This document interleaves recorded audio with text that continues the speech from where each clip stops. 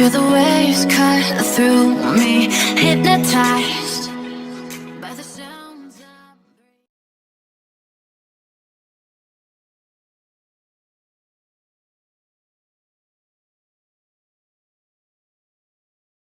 Ipabalita ko lang yung bagong nangyari, no? Yung sa FAI. And I would like to congratulate Sir Mario and of course the Pabunan team, no?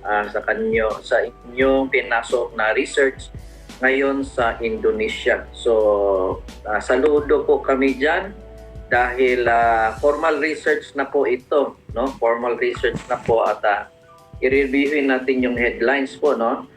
So UGM collaborates with the Philippines to create anti-inflammatory drugs, no? The Faculty of Medicine, Universitas Gadjah Mada, UGM Yogyakarta, officially collaborated with the PT Philippines Antiviral Indonesia or yung FAI to develop antiviral and anti-inflammatory drugs. So, ang pagkaalam ko po, yung Yogyakarta kasi po, yan po yung center ng Indonesia ng mga research. No? At ni-research din natin itong Gadjah Mada University is one of the oldest and largest institutions. No? Parang 1949, nandiyan na po sila, of higher education in the country. So, very respected po itong Gadjah Mada University. So, again, I would like to thank the Gadjah Mada University for being so open-minded and allowing this research on the FAI. I would like to commend that effort and I do believe a positive result is about to come. Sinabi po nila, so far there are very few types of antiviral and anti-inflammatory drugs available and none have been directly researched and produced in Indonesia. So actually parang nagpapasalamat din ng Indonesia dahil nga sa effort din ni Sir Mario na nakapunta sila doon. And now there's now a research in Indonesia is highly commendable dahil po yun yung magandang pag-aralan, yung may ebidensya ng nag-work. Ang maraming tanong kasi, should we give it? No? What day of the fever? Can we give it early? What's the dosage? What's the effect if we combine it like the suggestion of FAI? Research will have an effect on that, no? Probably they will do a research, then we'll see. Only a research can prove that there's a difference. Kung makikita sa research na mas magandang, let the research say that. But nevertheless, they are already testing a drug that is already known to save a lot of lives. And then there's a lot of questions about this drug, but there are kulang yung mga information. And this kind of research, we really welcome this, no? Kasi it will open a lot of information, questions about this drug and how to use it properly. And may mga suggestions ang FAI, then we'll see how it works. So again, this is no longer FAI, no?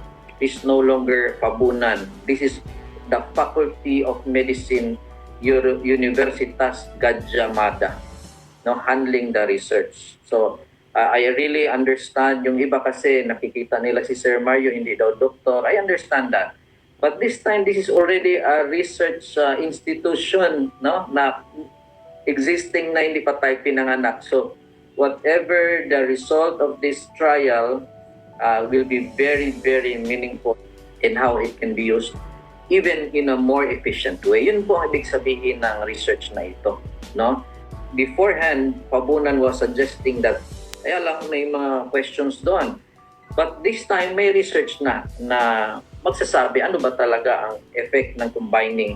So we'll see that in this research and I think the people who is behind it and of course the effort of Sir Mario dahil napansin po namin matagal ka na po dyan. I know you're not with your family and we respect that effort. So sinabi po, facilities will also be developed for scientists from the Philippines and Indonesia to be able to further collaborate in developing medicinal products. So it's a collaboration of scientists from the Philippines and Indonesia. Sinabi din nila, this is the professor speaking, no? We will use standards that have been set both internationally and nationally, which will be based on clinical trial methods. So mabigat ito. Mabigat na ano yan. Because they're gonna use the proper research on FAI. So yun yung kailangan. Yun yung kailangan. And we welcome that and we salute that, no? Na itong effort na ito. Okay? And sinabi po dito, research including clinical trials will begin early 2021 and target downstream in 2022. Ganun po talaga, pagka formal research talaga po, hindi siya bigla yung result kaagad na. Diyan kaagad nung January mag-start, February, final na hindi po kasi magkukuha pa po sila ng data, tapos kanila pang ipapag-aralan, tapos kanilang i-release. Ganun po yan, no? Statistics po yan.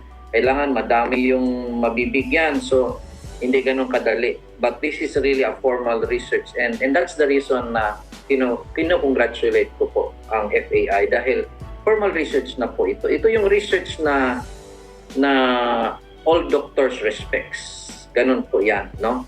And I thank Sir Mario because alam ko may gustong i-prove sila and they know na para maniwala yung mga doctors, we want research papers. And this is the one. And I don't know how many research papers that will come out from this.